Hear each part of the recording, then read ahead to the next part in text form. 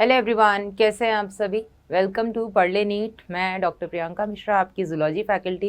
Animal kingdom chapter बेटा हमने last lecture में स्टार्ट किया था। L1 मतलब फर्स्ट लेक्चर हमारा हो चुका है। Today is the second lecture of animal kingdom और इस सेकंड लेक्चर में बेटा जैसा कि मैंने आपको कहा था विल स्टार्ट विद फाइलम्स, है ना। किस बेसिस पे हमने ये फाइलम्स बनाए हैं, हमने वो बेसिस ऑफ क्लासिफिकेशन देख लिया था, ठीक है। और जिस किसी ने पहला लेक्चर नहीं देखा, this is my humble request to you all कि एक बार आप पहला लेक्चर ज़रूर देखें। चीज़ें बहुत सिंप्लीफाई हो जाएंगी, बहुत ईजी हो जाएंगी। जनरली ऐसा बोलते हैं कि इस चैप्टर को रटना है मैम, बहुत टफ है, लेकिन इम्पॉर्टेंट है। नीट में इस चैप्टर से मैंने आपको पहले भी बताया था कि मिनिमम दो तो आते ही आते हैं, तीन भी आते हैं मैं तो कहती हूँ, लेकिन 1-2 साल ऐसे हुए हैं जिसमें कि सिर्फ 2 ही आए हैं, इसलिए मैं मिनिमम 2 बोल रही हूँ। अदरवाइज बेटा 3 क्वेश्चंस बहुत नॉर्मल है इस चैप्टर से, हाँ। और मैक्सिमम 4 क्वेश्चंस आते हैं। 3 क्वेश्चन मतलब आपके 12 मार्क्स, 4 क्वेश्चंस मतलब 16 मार्क्स, है ना। तो 12 से 16 नंबर का बेटा ये चैप्टर है, हल्के में ले नहीं सकते। आप लोगों ने 9th क्लास में भी डाइवर्सिटी इन लिविंग ऑर्गेनिजम्स करके चैप्टर पढ़ा है, उसमें बेटा आप लोगों ने एनिमल किंगडम के बारे में देखा था और वहाँ पे आपने ऐसा फील किया था। अक्सर जो मुझे बच्चे फीडबैक देते हैं कि मैम बहुत टफ है, बहुत रटना पड़ता है, तो इट्स नॉट लाइक दैट, ठीक है। चीज़ों को समझा भी जा सकता है, ज़रूरी नहीं है कि बार बार उनको रटा ही जाए, है ना।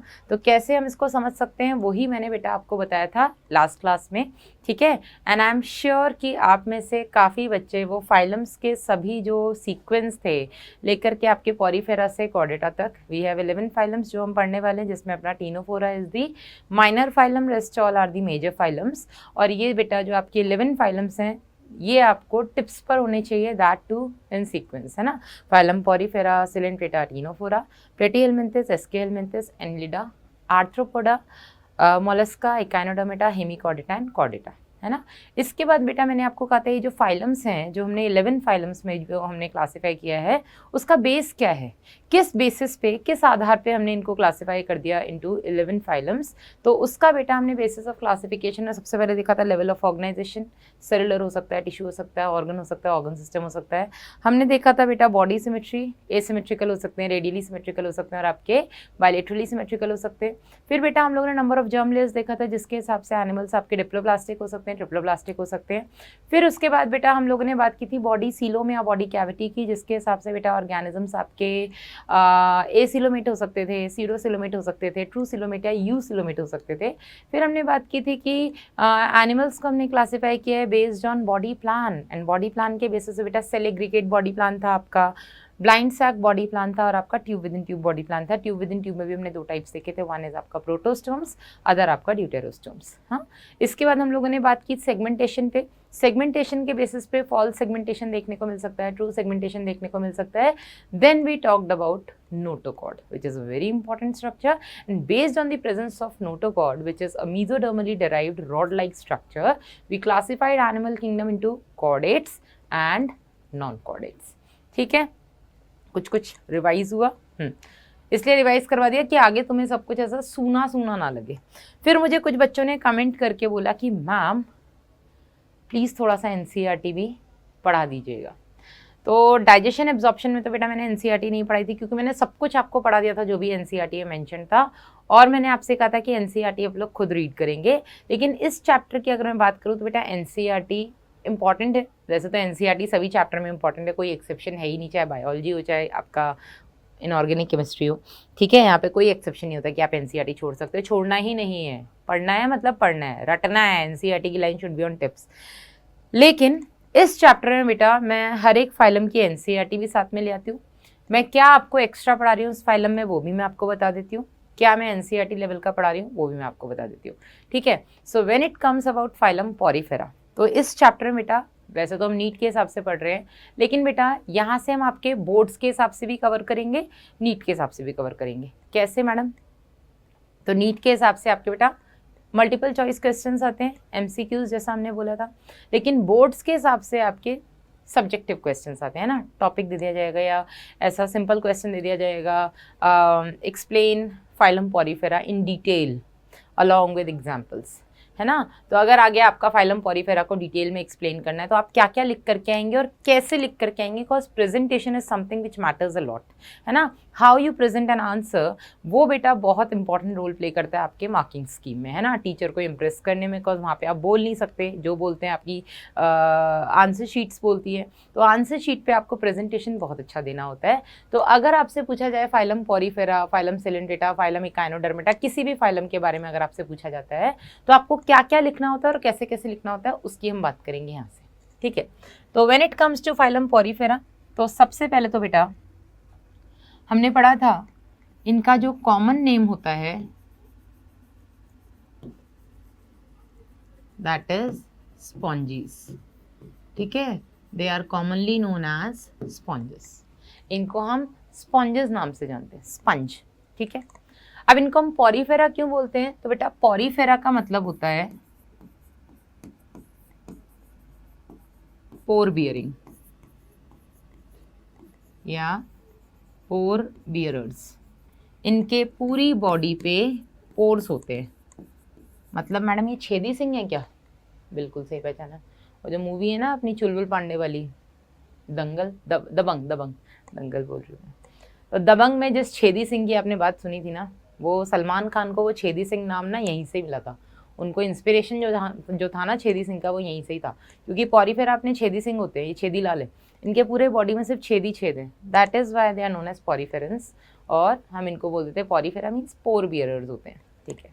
तो सबसे पहला आप पॉइंट लिखेंगे, they are commonly known as sponges and the word porifera means pore bearers, है ना, इनके पूरी बॉडी पे पोर्स होते हैं। चलिए अब इसके बाद बेटा हम लोग बात करेंगे सेकंड पॉइंट पे, जो हमने बेसिस ऑफ क्लासिफिकेशन। अब यहाँ पे आपको कुछ रटना नहीं पड़ेगा क्योंकि सब कुछ आप पढ़ चुके हो पहले। बेसिस ऑफ क्लासिफिकेशन के वो जो हमने 7 पॉइंट पढ़े हैं, उन 7 पॉइंट में से जो जो इंपॉर्टेंट है वो यहाँ पे लिख दो, एक हैबिटेट लिख दो कि ये पाए कहाँ जाते हैं, है ना। तो बेसिस ऑफ क्लासिफिकेशन के हिसाब से जरा आए यहाँ पे, तो हम इसमें देखेंगे कि लेवल ऑफ ऑर्गेनाइजेशन क्या है बेटा। नंबर 1 में cellular level of organization, cellular level of organization, ठीक है। और हमने क्या पढ़ा था बेसिस ऑफ क्लासिफिकेशन में, सिमेट्री कैसी होती है इनमें, मोस्टली तो एसिमेट्रिकली थे, राइट। आई एम श्योर अब आपको कुछ रटना नहीं पड़ेगा, और आप नोट्स भी बेटा एग्जैक्टली ऐसे ही बनाएंगे जैसे मैं यहाँ पे बोर्ड पे बना रही हूँ। तो आप लिखेंगे मोस्टली एसिमेट्रिकल, ज़्यादातर में तो कोई सिमेट्री ये शो करते ही नहीं है, सम शोज रेडियल सिमेट्री, कुछ एक्सेप्शंस हैं बेटा यहाँ पे हमने देखे थे जो कि रेडियल सिमेट्री एग्जिबिट करते हैं, सम शोज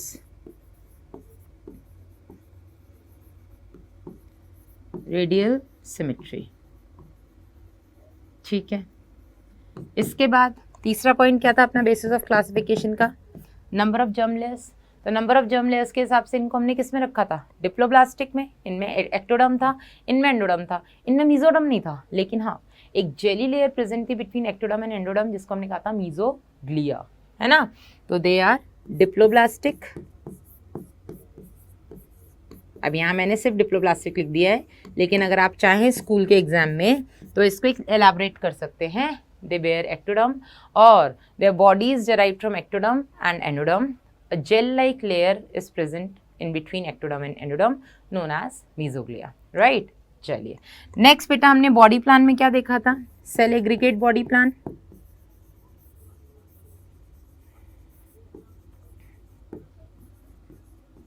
बॉडी कैविटी इनमें होती नहीं है, सेगमेंटेशन इनमें होता नहीं है, नोटोकॉर्ड इनमें होती नहीं है, ये सारे के सारे नॉन कॉर्डेट्स हैं, है ना। इसके अलावा बेटा एक और जो इंपॉर्टेंट पॉइंट है दैट इज हैबिटेट, जो आपको सबका लिखना है, ठीक है। तो अगला पॉइंट हम क्या लिखेंगे, अगला पॉइंट हम लिखेंगे हैबिटेट। और हैबिटेट मतलब ये कहाँ पाए जाते हैं, इनकी लोकेशन कहाँ देखने को ये मिलते हैं। हम कहाँ पाए जाते हैं, अपने घरों में पाए जाते हैं, स्कूल टाइम में स्कूल में पाए जाते हैं, शाम को हम प्लेग्राउंड में पाए जाते हैं, इवनिंग में हम कोचिंग वोचिंग या ट्यूशन व्यूशन में पाए जाते हैं, रात को फिर हम अपने घर में पाए जाते हैं, है ना। तो हमारा हैबिटेट क्या है, हम लोग कहाँ पाए जाते हैं, हम लोग ज़मीन पे पाए जाते हैं ना, ज़मीन पे जो भी हमारी लोकेशन है। इनका हैबिटेट क्या है बेटा, these are marine,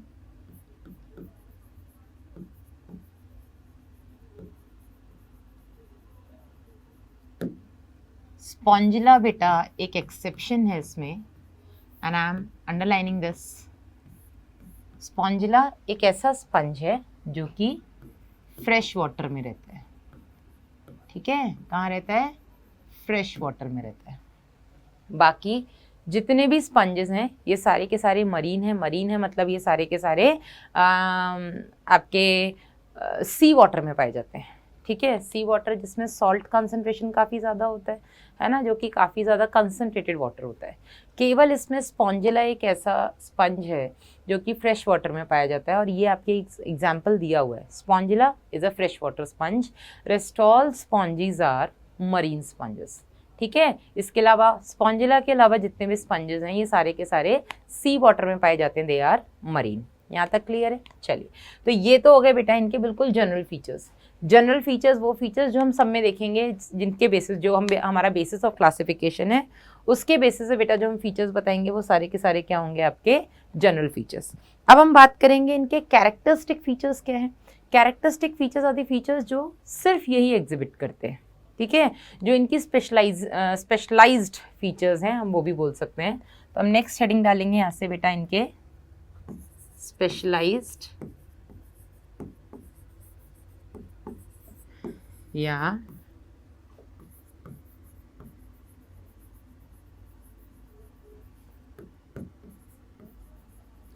characteristic features. तो ऐसे कौन से फीचर्स हैं जो केवल और केवल इन्हीं में पाए जाते हैं? तो बेटा सबसे पहला मैंने क्या कहा, ये पोर बियरर्स होते हैं ना, इनके पूरे बॉडी पे पोर पोर पोर पोर पोर छेदी सिंह है ये, ठीक है। तो छेदी सिंह है बेटा, तो इनकी बॉडी कुछ ऐसी होती है। एक ये सबसे बड़ा छेद हो गया, इसके अलावा बेटा बहुत सारे और भी छोटे छोटे छोटे छोटे पोर्स बेटा इनकी बॉडी पर प्रेजेंट रहते हैं, ठीक है। एंड दीज पोर्स जिनसे पानी अंदर आता है, पानी में रहते हैं ना ये, तो इन छोटे छोटे पोर्स से पानी अंदर आता है। And these pores through which the water enters inside the sponge are known as ostia. Ostia मतलब बहुत सारे। सिंगुलर अगर हम बेटा इसका देखें तो सिंगुलर इज ऑस्टियम, ठीक है। एक पोर को हम बोलेंगे ऑस्टियम, और ऐसे कई सारे पोर्स हैं तो इनको हमने क्या बोल दिया? ऑस्टिया, ठीक है। और इन सभी ऑस्टिया जो हैं आपके, इन सभी पोर्स से पानी एंटर करता है। कहाँ एंटर करता है? स्पंज के अंदर एक कैविटी आपको दिख रही है, इस कैविटी में, and this cavity is known as spongocoel. Coel मतलब होता है कैविटी और स्पॉन्जो मतलब स्पंज, ठीक है। तो स्पंज की जो बॉडी कैविटी है उसको हम स्पॉन्जो सील बोलते हैं। एंड द सिंगल ओपनिंग जिससे पानी बाहर जाता है is known as the osculum. Clear है चीज़ें? छेदी सिंह है ना, पर सारे छेदों से पानी अंदर आता है। देयर इज अ सिंगल छेद, अ सिंगल ओपनिंग जिससे पानी बाहर जाता है। All the pores through which water enters inside the cavity is known as ostia, are known as ostia, and a single pore through which water leaves the body is known as osculum, and the cavity into which the water enters is known as the spongocoel, the cavity of sponge, ठीक है। And this system is known as, so this is the very first specialized और characteristic feature of phylum Porifera और sponges, जिसको हम बोलते हैं बेटा water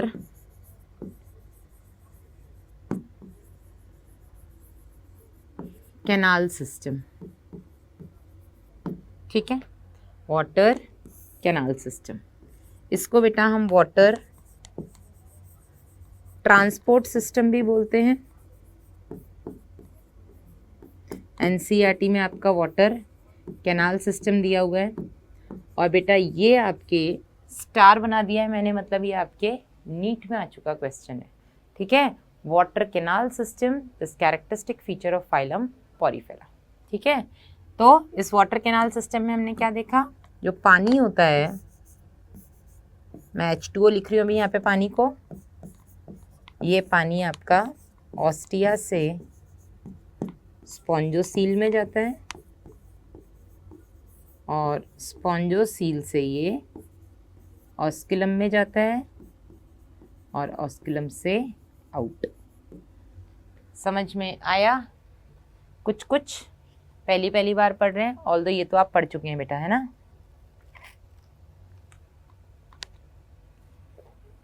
So this is the very important characteristic of phylum Porifera, the presence of a water canal system, a water transport system. ठीक है, अब ये जो वाटर कैनाल सिस्टम या वाटर ट्रांसपोर्ट सिस्टम, इसके फंक्शंस क्या क्या हैं? तो फंक्शंस देख लेते हैं बेटा, मैं साइड में लिख देती हूँ इसके फंक्शंस। पानी अंदर आएगा तो खाने को साथ में लेके आएगा, हाँ या नहीं? पानी में कुछ तो होगा जो इनके खाने की चीज़ें होंगी, तो मतलब ये खाने को लेकर के आ रहा है। तो सबसे पहला काम बेटा इसका क्या होगा? फूड गैदरिंग, ठीक है। And this is mentioned in your NCERT. एक बार हम एनसीईआरटी साथ में देख लेते हैं इसकी बेटा। इसके 3 फंक्शन है आपका। फूड गैदरिंग में ये आपका हेल्प करता है, ये आपको, अब पानी अंदर आ रहा है तो कहीं ना कहीं आपके रेस्पिरेटरी एक्सचेंज यानी कि आपके रेस्पिरेशन में गैशियस एक्सचेंज में भी हेल्प करेगा। और साथ ही साथ जब ऑस्कुलम से बाहर निकलेगा जो भी वेस्ट या जो भी बाहर निकलेगा उसमें बेटा वेस्ट बाहर जाएगा, तो एक तरीके से एक्सक्रीशन में हेल्प कर रहा है ना। तो यहाँ पे बहुत क्लियर लिखा है कि this pathway of water transport helpful in food gathering, respiratory exchange and removal of waste, यानी कि एक्सक्रीशन में हेल्प कर रहा है, रेस्पिरेशन में हेल्प कर रहा है और आपके खाने को इकट्ठा करने में हेल्प कर रहा है, ठीक है।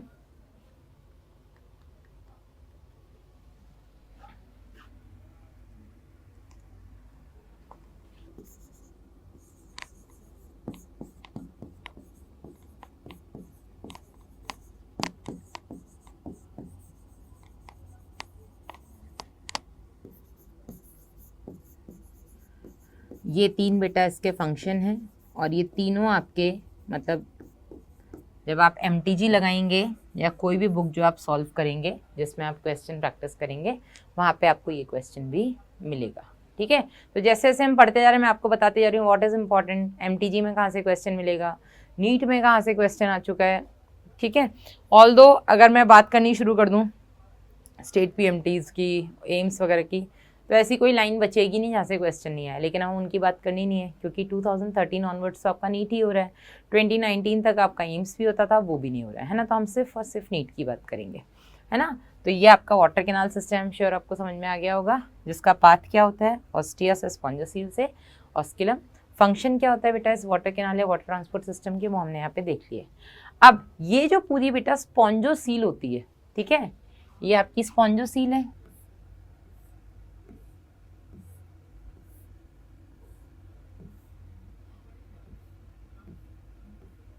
ये आपका ऑस्कुलम हो गया, ठीक है। ये पूरी स्पॉन्जोसील बेटा मैंने क्या कहा, इसमें एक्टोडर्म है और इसमें एंडोडर्म है ना। इसमें आपका मीजोडर्म नहीं है, बट बीच में एक जेल लाइक लेयर है जिसको हम बोलते हैं मीजोग्लिया। अब दिस इज समथिंग जिसमें मैं आपको कुछ चीज़ें आउट ऑफ एनसीईआरटी बता रही हूँ, ठीक है, just to elaborate the concept. इसका आपके नीट से लेना देना नहीं है, जिसका नीट से लेना देना है वो भी मैं यहीं पर बताऊंगी और मैं यहाँ पे स्टार भी लगा दूंगी। I am teaching something outside NCERT, please आप इस चीज़ को ध्यान से सुन लें, है ना। तो ये तो हो गया बेटा आपका ऑस्कुलम। ये जो आपके ऑस्टियाज हैं जहाँ से पानी अंदर आएगा, है ना, यहाँ पर बेटा जो एक्टोडर्म है इसमें 2 तरीके के सेल्स बनते हैं, पिनाकोसाइट्स एंड पोरोसाइट्स। जबकि एंडोडर्म से बेटा जो सेल बनते हैं उसको हम बोलते हैं कोएनोसाइट्स। सिंपल वर्ड में कॉलर सेल्स बोल देते हैं इनको हम। क्यों बोलते हैं कॉलर सेल्स, अभी हम उसकी भी चर्चा करेंगे। ये जो बेटा आपके सेल्स हैं यहाँ पे, ये दीज आर पिनाकोसाइट्स, ठीक है। ये जो आपके एक्टोडर्म से बने हुए हैं ये हैं आपके पिनाकोसाइट्स। बाहर की तरफ एक्टोडर्म होगी तो बाहर की तरफ जो सेल्स होंगे दे आर पिनाकोसाइट्स, ठीक है। और यहाँ पर बेटा जो सेल्स हैं जो इस ऑस्टियापोर के तरफ प्रेजेंट हैं, इनको हम बेटा बोलते हैं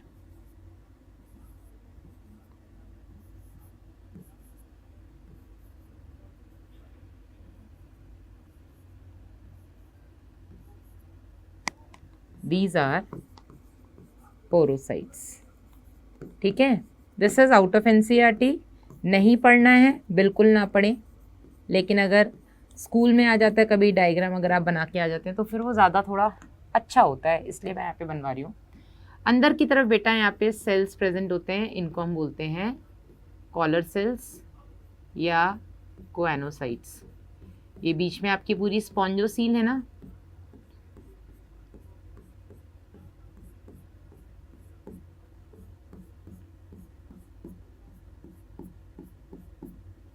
स्पॉन्जोसील की तरफ बेटा जो आपकी एंडोडर्म है, इस एंडोडर्म से कुछ सेल्स बने हैं जो स्पॉन्जोसील को लाइन करते हैं। These cells lines the spongocoel, और इन सेल्स को बेटा हम क्या बोलते हैं?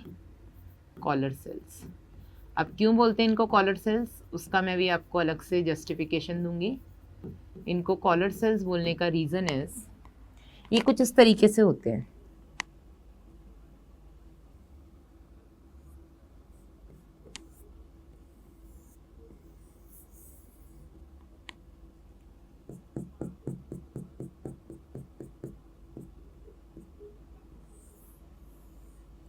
इसमें से लंबा एक फ्लैजिला निकला हुआ है, सिंगल है तो हम इसको फ्लैजिलम बोल देते हैं। ठीक है, ये छोटे छोटे बेटा जो स्ट्रक्चर्स हैं these are known as microvilli, और ये बेटा है आपका choanocyte. This is your choanocyte cell. इसको हमने कॉलर सेल क्यों बोला बेटा? क्योंकि ये जो माइक्रोविलाइजम, जैसे अपनी शर्ट का, टी शर्ट का, किसी भी ड्रेस का जो कॉलर होता है वैसे स्टैंडिंग कॉलर है ना, तो इसमें ये जो माइक्रोविलाइज होते हैं ये कुछ इस तरीके से कॉलर लाइक अरेंज रहते हैं जिसमें से एक फ्लैजिलम निकलता है। ठीक है, दिस इज अ कोएनोसाइट। इसके अंदर छोटे छोटे फूड वैक्यूल्स होते हैं, और जिस सेल्स से बेटा ये नीचे अटैच्ड होते हैं इनको हम बोलते हैं अमीबोसाइट्स। इन सेल्स को हम क्या बोलते हैं? अमीबोसाइट्स। अब आप कहेंगे मैम अमीबोसाइट्स तो आपने बताया नहीं, तो यहाँ पे आपके एक्टोडर्म और एंडोडर्म के बीच में ये जो बेटा मीजोग्लिया है, इस मीजोग्लिया में कई तरीके के सेल्स प्रेजेंट होते हैं, है ना। आपके अमीबोसाइट्स हो गए, आपके आर्कियोसाइट्स हो गए। मैं यहाँ पे एक चीज़ और स्टार बना के लिख देती हूँ, आर्कियोसाइट्स। इनको बेटा हम टोटीपोटेंट सेल्स बोलते हैं स्पॉन्जेस के केस में। These are the totipotent cells. आप में से बहुतों को लगेगा कि मैम आप बहुत एक्स्ट्रा पढ़ा रहे हो, तो बेटा आप लोग सब जानते हो कि ऑफलाइन कोचिंग चालू हो गई है ना। एंड ऑफलाइन कोचिंग में एक से कोचिंग है, हो सकता है आपके कुछ फ्रेंड्स जा रहे होंगे ऑफलाइन कोचिंग में। एंड नीट में ऑल्दो ये सब नहीं आता है, बट जस्ट जैसा कि मैंने बोला, to elaborate a concept, to make a concept very clear to you guys in your mind, हम थोड़ा सा चीज़ों को ये डायग्राम वाइग्राम की हेल्प से डिटेल में समझा देते हैं। And whenever we come to make a diagram बेटा, तो ना कुछ चीज़ें लेबलिंग में आ ही जाती हैं, है ना। आपको ये फील नहीं होगा कि हमें किसी ऑफलाइन कोचिंग वाली से कम पढ़ाया है। I taught in an offline industry for 7 years, है ना। 7 साल बेटा मैंने ऑफलाइन में पढ़ाया है, और उन 7 सालों में बेटा तब नीट एम्स सब हुआ करता था। That time we use to teach a lot. ठीक है, उस टाइम हम काफ़ी डिटेल पढ़ाते थे, काफ़ी आउट ऑफ एनसीईआरटी जाते थे। अब हमें उतना नहीं पढ़ाना है, लेकिन आप लोगों को कहीं ये ना लगे कि मैम हमारे फ्रेंड्स जो ऑफलाइन में जा रहे हैं उनको तो आउट ऑफ एनसीईआरटी भी काफ़ी कुछ पढ़ाया है, ऐसा क्यों, आपने क्यों नहीं पढ़ाया? कहीं हमारी मैम को कुछ आता तो नहीं है, मतलब कुछ आता ही नहीं है, ऐसा तो नहीं। जो भी है थोड़ा थोड़ा डिटेल पढ़ना ज़रूरी है। आप लोग प्लीज़ मुझे कमेंट सेक्शन में बताइएगा, is this detailing is okay with you guys, और आप चाहते कि मैं सिर्फ एनसीईआरटी पे स्टक रहूँ। ये चीज़ प्लीज़ आप मुझे कमेंट सेक्शन में ज़रूर बताइएगा कि अगर मैं इतना डिटेल पढ़ा रही हूँ तो क्या आप लोग उससे ओके हैं, या मैं सिर्फ एनसीईआरटी पढ़ूँ। ठीक है, क्योंकि आज सारे फाइलम्स तो होंगे नहीं, आज अपना पॉरीफेरा और सिलेंट्रेटा तो हो ही जाएगा, एलसी अकॉर्डिंग टू टाइम, अगर टीनो फोराम कर पाए तो। ठीक है, तो आप लोग प्लीज़ मुझे कमेंट सेक्शन में बता दीजिएगा, तो मैं आगे वाले लेक्चर्स उस हिसाब से आपके हिसाब से ले लूँगी, है ना। मैं आपके हिसाब से चलूँगी, अपने हिसाब से नहीं चलूँगी। बहुत डिटेल नहीं पढ़ाऊँगी, लेकिन जो चीज़ इंपॉर्टेंट है, जहाँ से आपको डॉक्टर अली में, एमटीजी में क्वेश्चंस मिल सकते हैं, वो तो मैं पढ़ाऊँगी। ऐसा नहीं होना चाहिए ना कि पढ़ाने के बाद आपसे एमटीजी भी ना बने, फिर कॉन्फिडेंस कहाँ से आएगा। कभी अगर प्रीवियस ईयर क्वेश्चन में आपको कोई ऐसा क्वेश्चन मिल जाए तो थोड़ा सा 2013 से एक साल पहले का मिल गया, 2012 में मैडम आरक्यू साइट्स पूछ लेता है, आप क्या करेंगे, तो आपने पढ़ाया नहीं, तो ऐसा नहीं लगना चाहिए। इसलिए थोड़ा थोड़ा एक्स्ट्रा पढ़ाना ज़रूरी होता है, ठीक है। चलिए, तो do let me know in the comment section, is detailing concept is okay with you guys, और you want me to stuck with NCERT only. थोड़ा थोड़ा ऊपर पढ़ा रही हूँ मैं, ठीक है। तो ये बेटा आपके आरक्यू साइट्स जो होते हैं, इनमें वो भी मीजोग्लिया के अंदर ही प्रेजेंट होते हैं, और ये बेटा टोटीपोटेंट सेल्स होते हैं। अब आप कहेंगे मैम टोटीपोटेंट क्या होता है, तो आप इनके बारे में वैसे तो बॉटनी में पढ़ेंगे, लेकिन टोटीपोटेंट सेल्स ऐसे सेल्स होते हैं जिनसे हम दूसरे तरीके के सेल्स को फॉर्म कर सकते हैं, ठीक है। ऐसे सेल्स जिनसे हम जिनसे हम पोरोसाइट्स ही बना सकते हैं, पिनाकोसाइट्स ही बना सकते हैं, इनसे हम कोएनोसाइट्स ही बना सकते हैं, है ना। ऐसे सेल्स को बेटा हम टोटीपोटेंट सेल्स बोलते हैं। And in case of Poriferans, totipotent cells are archaeocytes, ठीक है, which are present in the mesoglea. तो ये कुछ एक्स्ट्रा चीज़ें थी, लेकिन इसमें बेटा ये जो लाइन है, कोएनोसाइट्स और collar cells which lines the spongocoel, जो आपकी कैविटी है स्पॉन्जोसील, उस स्पॉन्जोसील कैविटी को बेटा ये कोएनोसाइट्स जो होते हैं ये लाइन करते हैं। तो ये जो मैंने सेल्स बनाए, दीज आर दी कोएनोसाइट्स, और इनको हम कॉलर सेल्स क्यों बोलते हैं वो मैंने आपको बता दिया, because of the arrangement of microvilli in a collar like fashion, ठीक है। अब ये कोएनोसाइट्स बेटा बहुत इंपॉर्टेंट सेल्स हैं, क्योंकि मैंने कहा था इसमें सेलुलर लेवल ऑफ ऑर्गेनाइजेशन है, तो हर एक सेल इंडिपेंडेंटली सारे काम करता है। तो ये कोएनोसाइट बेटा वो सेल है, ये इसके अंदर मैंने छोटे छोटे ये फूड वैक्यूल बनाए हैं, तो इसमें खाना भी इसी के अंदर डाइजेस्ट होगा, ठीक है। एक्सक्रीशन में भी ये रोल प्ले करेंगे, ये काफ़ी सारे रिप्रोडक्शन वगैरह सब में बेटा ये इनका डायरेक्टली इनडायरेक्टली रोल रहता है, ठीक है। तो these choanocytes are characteristic feature of again phylum Porifera. Water canal system या water transport system is characteristic feature of phylum Porifera. तो ये दोनों चीज़ें आपको क्लियर हुई, पहला वाटर कैनाल सिस्टम एंड दूसरा आपका coenocytes which lines the spongocoel, है ना। ये डायग्राम बनाने में बेटा कोई बुराई नहीं है ना, वही सेम चीज़ है, ऑस्टिया से पानी अंदर आएगा स्पॉन्जोसील में और ऑस्किलम से बाहर जाएगा, क्लियर है। चलिए आगे बढ़ते हैं, एक बार एनसीईआरटी में जो कुछ भी लिखा है थोड़ा अभी रुक के पढ़ लेते हैं, ये सब कुछ अभी मैं आपको बता दूंगी, कुछ चीज़ें एडिशनल बेटा हम लिख लेते हैं यहाँ पे। कैरेक्टरिस्टिक फीचर्स में आगे बढ़ते हैं, 2 पॉइंट हमने कर लिए, one is water canal system, other is spongocoel is lined by coenocytes और कॉलर सेल्स।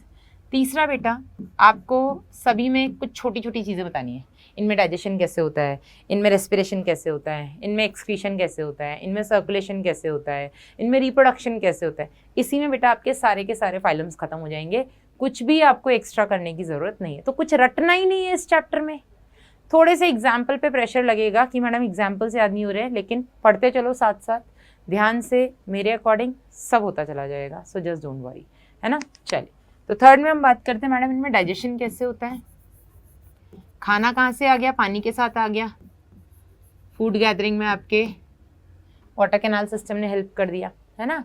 अब खाना बेटा कहाँ डाइजेस्ट होगा, कोएनोसाइट्स के अंदर, तो इनमें इंट्रासेल्युलर डाइजेशन होता है, इंट्रा मतलब सेल के अंदर, और कौन से सेल के अंदर बेटा, आपके कोएनोसाइट्स के अंदर इनमें डाइजेशन होता है, ठीक है। आगे बढ़ते हैं, इनमें मैडम रेस्पिरेशन और एक्सक्रीशन कैसे होता है,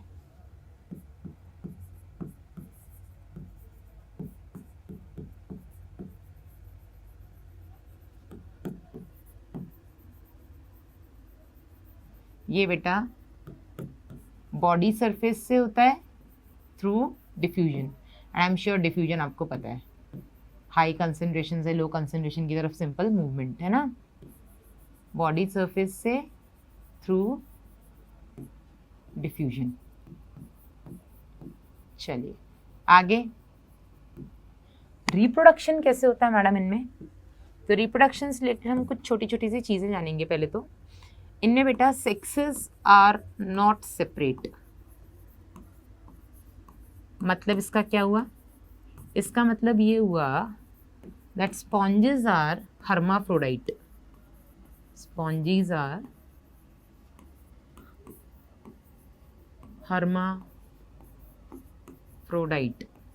अब हर्माफ्रोडाइट का क्या मतलब होता है कि एक ही स्पंज के अंदर मेल रिप्रोडक्टिव बनाने मतलब या मेल जर्म सेल्स बनाने वाले भी ऑर्गन्स हैं। अब ऑर्गन लेवल ऑफ ऑर्गेनाइजेशन तो इनमें है नहीं, मतलब एक ही स्पंज में मेल जर्म सेल्स भी बन रहे हैं, फीमेल जर्म सेल्स भी बन रहे हैं, सीधी बात है, ठीक है।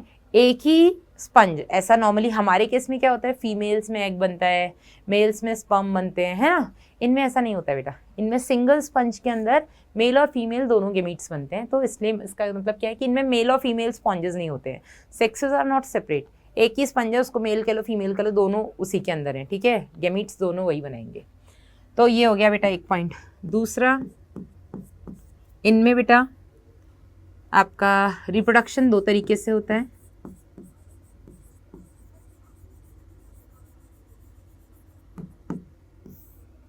सेक्सुअल रिप्रोडक्शन भी करते हैं ये,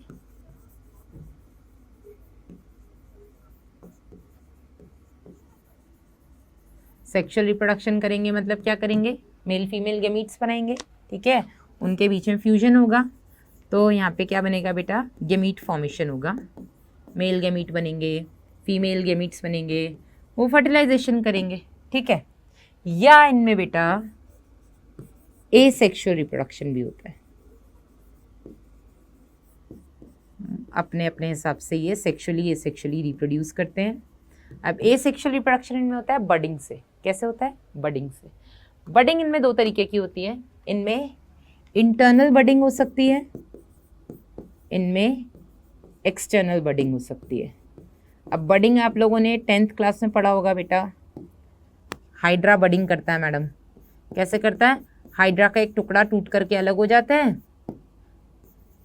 कुछ आपने ऐसे पढ़ा होगा ना कि हाइड्रा है मैडम, उसमें एक छोटा सा पार्ट थोड़ा सा फूल गया, धीरे धीरे धीरे वो पार्ट ऐसे बड़ा होता गया, जैसे वो बड़ा हुआ तो भारी हुआ, भारी होने के बाद वो पेरेंट बॉडी से डिटैच होकर के अलग गिर गया, और जहाँ वो अलग गिरा उसने नया हाइड्रा बना लिया, ठीक है। दिस इज एक्सटर्नल बडिंग, कि बाहर एक छोटा सा एक्सटेंशन हुआ, कुछ भी ऐसे बड जैसा बना, बड धीरे धीरे एनलार्ज हुआ, भारी हुआ, और वो मेन पेरेंट बॉडी से डिटैच होकर के अलग गिर गया। This is external. Internal budding में बेटा ये छोटे छोटे जेम्यूल्स बनाते हैं। क्या करते हैं, ये जेम्यूल फॉर्मेशन करते हैं, ठीक है। तो इस तरीके से बेटा इनमें, और ये जेम्यूल्स बेटा अलग हो जाते हैं, और अलग होने के बाद ये एक नया स्पंज बना लेते हैं, ठीक है। तो ये तो हो गया इनका रिप्रोडक्शन। नेक्स्ट, फर्टिलाइजेशन क्या होता है इनमें, गेमीट फॉर्मेशन हो रहा है, ठीक है, मेल गेमीट्स बन रहे हैं, फीमेल गेमीट्स बन रहे हैं, लेकिन फर्टिलाइजेशन बेटा इनमें इंटरनल होता है। इंटरनल फर्टिलाइजेशन मतलब मेल और फीमेल गेमीट्स बॉडी के अंदर ही फर्टिलाइज कर रहे हैं, ये नहीं कि पानी में छोड़ दिए जा रहे हैं, पानी में फर्टिलाइज करेंगे, नहीं, बॉडी के अंदर ही फर्टिलाइजेशन हो रहा है गेमीट्स का। तो इनमें बेटा इंटरनल फर्टिलाइजेशन होता है। डन विद दिस, क्लियर है। एक और बेटा बहुत इंपॉर्टेंट पॉइंट है which is something somehow new to you guys, and that is इनमें 7th पॉइंट, इनडायरेक्ट डेवलपमेंट भी देखने को मिलता है। अब इनडायरेक्ट डेवलपमेंट का क्या मतलब होता है,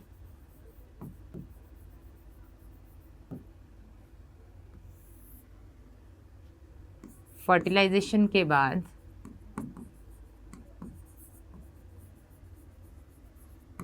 एक लार्वा स्टेज आती है, और फिर बेटा इनमें एडल्ट्स बनते हैं। चलिए इसको एक और बार समझा देते हैं। होता क्या है, फ्रॉग का मैं एक एग्जांपल दूंगी, क्योंकि वही ऐसा है जो हम आसपास देख लेते हैं, बारिश के मौसम में अभी चल भी रहा है ना। फ्रॉग के बच्चे, ठीक है, जब वो थोड़े फ्रॉग छोटे होते हैं तो बेबी फ्रॉग जैसे तो दिखते ही है ना, लेकिन फ्रॉग के जो एक्चुअल बच्चे होते हैं, जैसे फ्रॉग्स ने एग और स्पर्म को पानी में छोड़ दिया, ठीक है, तो इनके एग और स्पर्म जो थे वो पानी में छूटे हुए हैं, दोनों ने आपस में फर्टिलाइजेशन किया, एक जाइगोट बना लिया। जाइगोट बनने के बाद ये जो जाइगोट है, ये जाइगोट एग्जैक्टली अपने पेरेंट के जैसा नहीं दिखता। फ्रॉग का बच्चा फ्रॉग के जैसा ही दिखना चाहिए ना, लेकिन फ्रॉग का बच्चा जब बनता है ना बेटा, तो वो मछली के जैसा दिखता है। और बाद में उसमें एक प्रोसेस होता है जिसको हम बोलते हैं मेटामॉर्फोसिस, आगे हम इसके बारे में पढ़ेंगे। मेटामॉर्फोसिस होने के बाद वो मछली जैसा बच्चा फ्रॉग के जैसा कन्वर्ट होता है, छोटे छोटे फ्रॉग्स बना लेता है, बेबी फ्रॉग्स जिनको हम बोलते हैं, जो एग्जैक्टली फ्रॉग यानी एडल्ट्स के जैसे दिखते हैं। तो वो बीच वाली स्टेज जिसमें वो अपने मम्मी पापा जैसा नहीं दिख रहा, अलग ही तरीके का दिख रहा है, that stage is known as a larval stage. ठीक है, इसी तरीके से कई सारे इंसेक्ट्स भी बेटा ऐसे होते हैं, जैसे बटरफ्लाई का बेबी जो होता है वो बटरफ्लाई जैसा नहीं दिखता, बटरफ्लाई तितली है ना, तो बटरफ्लाई का बेबी बेटा एक छोटा सा वर्म जैसा दिखता है, ऐसे रेंगता है। ठीक है, और बाद में उसमें मेटामॉर्फोसिस होता है, उसके बाद जाकर के वो बटरफ्लाई जैसा दिखता है। तो ये जो बेटा एक ऐसी स्टेज आती है बिटवीन फर्टिलाइजेशन एंड मैच्योरेशन, जिसमें वो अपने एडल्ट पेरेंट्स के जैसा दिखाई नहीं देता है, वो अपने स्ट्रक्चरल फॉर्म में, मॉर्फोलॉजिकल फॉर्म में पेरेंट्स से अलग है। That stage is known as larval stage. तो ऐसे ऑर्गेनिजम्स जिनमें फर्टिलाइजेशन और मैच्योरेशन के बीच में एक ऐसी लार्वल स्टेज देखने को मिलती है, इस तरीके के डेवलपमेंट को हम इनडायरेक्ट डेवलपमेंट कहते हैं। हमारी कैसे बात कर लें, हमारे बच्चे हमारे जैसे दिखते हैं, जिस दिन से वो पैदा हुए हैं उस दिन से लेकर के वो हमारे जैसे दिखते हैं, बस वो छोटे होते हैं, धीरे धीरे वो बड़े होते जाते हैं, लेकिन दिखते हैं हमारे जैसे। तो उनमें कोई भी लार्वल स्टेज नहीं आई, मतलब उनमें डायरेक्ट वो हमारे जैसे दिखते हैं, तो इसको हम क्या बोलते हैं कि उनमें डायरेक्ट डेवलपमेंट हो रहा है, कोई larval stages not seen. Clear है? ये हो गए बेटा आपके फाइलम पॉरीफेरा के each and every point which I try to cover. ये आपके नोट्स भी तैयार हो गए। अब जल्दी से एनसीईआरटी नहीं छोड़नी है ना, तो एनसीईआरटी के फीचर्स एक बार देख लेते हैं। एनसीईआरटी में सबसे पहले बेटा क्या बोला जा रहा है, members of this phylum are commonly known as sponges. पढ़ा दिया मैंने, छूटा तो नहीं? ठीक है। जनरली मरीन होते हैं एंड मोस्टली एसिमेट्रिकल होते हैं, ये भी हमने देख लिया, लेकिन स्पॉन्जिला फ्रेश वाटर स्पंज है, एक्सेप्शन है। ठीक है, और these are primitive multicellular animals and have cellular level of organization। तो cellular level of organization मैंने बता दिया। अब primitive multicellular का क्या मतलब है कि ये multicellular तो हैं, लेकिन ये पुराने टाइप के multicellular हैं, कि इनमें multicellularity तो देखने को मिल रही है, कई सारे सेल्स ने मिलकर एक बॉडी बना ली, लेकिन अभी उनमें वो एकता नहीं आई है ना, अभी उनके अंदर यूनिटी नहीं आई है।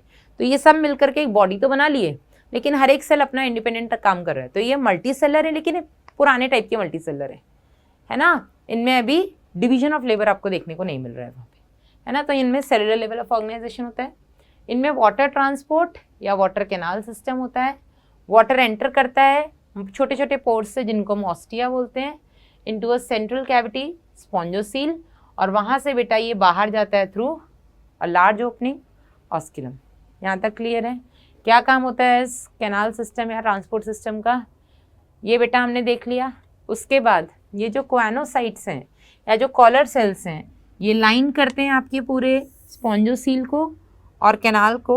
ठीक है, डाइजेशन बेटा इनमें कोएनोसाइट्स के अंदर हो रहा है, फूड वैक्यूल्स अंदर है, तो इंट्रासेलुलर डाइजेशन हुआ।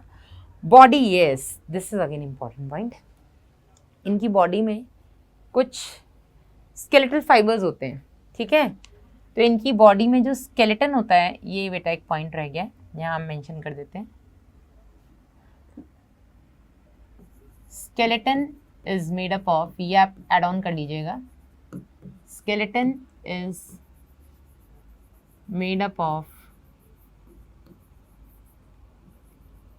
कैल्शियम फाइबर्स या कैल्शियम कार्बोनेट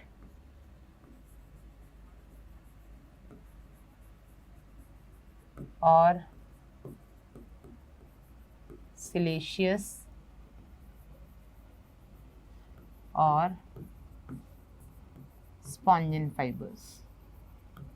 ठीक है, तो इनमें बेटा जो इनमें स्केलेटन, जैसे हमारा स्केलेटन क्या है, बोन्स है ना, कार्टिलेजेस, तो हमारा स्केलेटन किसका बना है, बोन्स का, calcium phosphorus magnesium, mainly phosphorus और कैल्शियम है ना।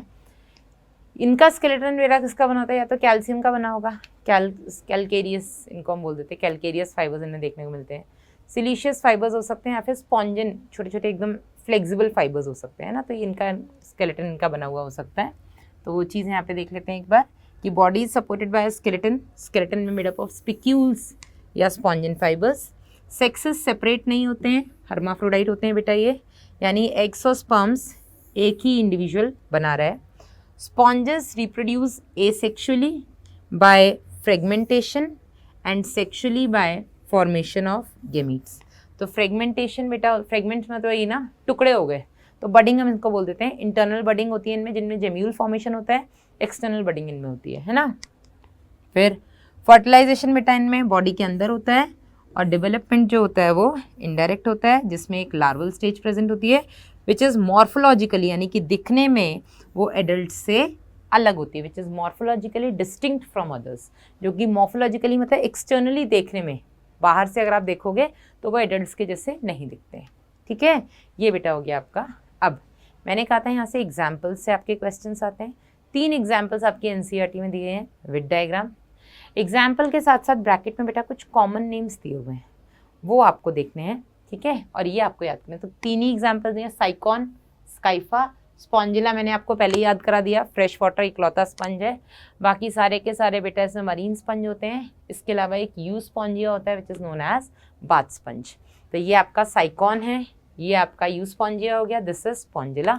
डायग्राम्स जितने आपकी एनसीईआरटी में, डायग्राम देखते ही बेटा आपको नागिन मोड में आ जाना है ना। व्हाट इज नागिन मोड? नागिन मोड मतलब आपको ऐसे बोलते हैं ना, इट्स नॉट ट्रू बट ऐसा बोलते हैं ना, तो याद करने के लिए मैं बोल देती हूँ कि जैसे नाक को अगर कोई मार दे तो नागिन उसकी फ़ोटो अपनी आंखों में खींच लेती है ना, तो ऐसे ही आपको क्या करना होता है ये इंपॉर्टेंट चीज़ें, जितने भी डायग्राम्स आपकी एनसीईआरटी में मेंशन है उन सब की फ़ोटो आपको अपनी आंखों में बिल्कुल छाप लेनी है।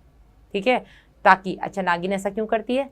ताकि जब नाग का कातिल, मर्डरर उसको मिल जाए तो उसको डस ले, उसको मार दे। तो आपने क्या करना है, इनकी फ़ोटो आंखों में छाप लेनी है, ताकि अगर ये बेटा आपके नीट के एग्जाम में डायग्राम आ जाए तो आप बिल्कुल उस क्वेश्चन को डस लो, मैडम ये तो सही हम करके आएंगे, 4 नंबर तो यहाँ हमारे पक्के हैं। तो डायग्राम एनसीईआरटी के देखते ही आपको नागिन मोड में आना है, चाहे कोई सा भी डायग्राम हो, क्योंकि नीट में कोई सा भी डायग्राम उठा करके लेबलिंग में या कहीं से भी दे सकते हैं, तो आपको पता होना चाहिए, वेरी इंपॉर्टेंट। यस, चलिए। तो क्लायोना, कुछ एडिशनल एग्जाम्पल्स बेटा मैंने यहाँ पे मेंशन किए हैं। क्लायोना बोरिंग स्पंज, अभी इसको हम बोरिंग स्पंज इसलिए नहीं बोलते दिन भर बैठ के मैडम बोर हो रहा है, बोर नहीं हो रहा है ये बेटा दूसरा वाला बोरिंग है। बोरिंग के 2 मतलब होते हैं, एक तो बोरिंग मतलब जो हम होते हैं दिन भर, है ना, पढ़ाई नहीं करते, खेलना भी नहीं है, आज कोई है भी नहीं घर में, आप बोर हो रहे हैं। राजस्थान में इंटरनेट बंद है तो मैडम आज तो 3-4 दिन से नेट ही नहीं चल रहा, वाईफाई है नहीं, तो मैडम बोर हो रहे हैं, इतनी आदत तो पड़ी गई है नेट की, है ना। एक तो वो वाला बोरिंग हो गया। दूसरा किसी में छेद करना भी बोरिंग होता है, हाँ या नहीं? ज़मीन में अपन बोरिंग करते हैं ना पानी के लिए, तो ये बेटा वो छेद करने वाले बोरिंग है ना। तो क्लायोना बेटा ये ऑयस्टर्स के लिए खतरनाक है, तो मैं लिख देती हूँ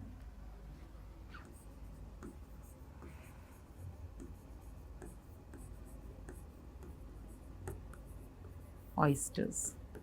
अब इनके बारे में बेटा हम पढ़ेंगे आगे फाइलम मोलस्का में। अभी मैं सिर्फ यहाँ पे इतना लिख रही हूँ, ये ऑयस्टर्स के लिए खतरनाक है और ये बोरिंग भी है, मतलब ये ऑयस्टर्स के अंदर जाके कुछ तो छेद वेद कर रहे हैं ना, अभी सिर्फ इतना दिमाग में लगाओ।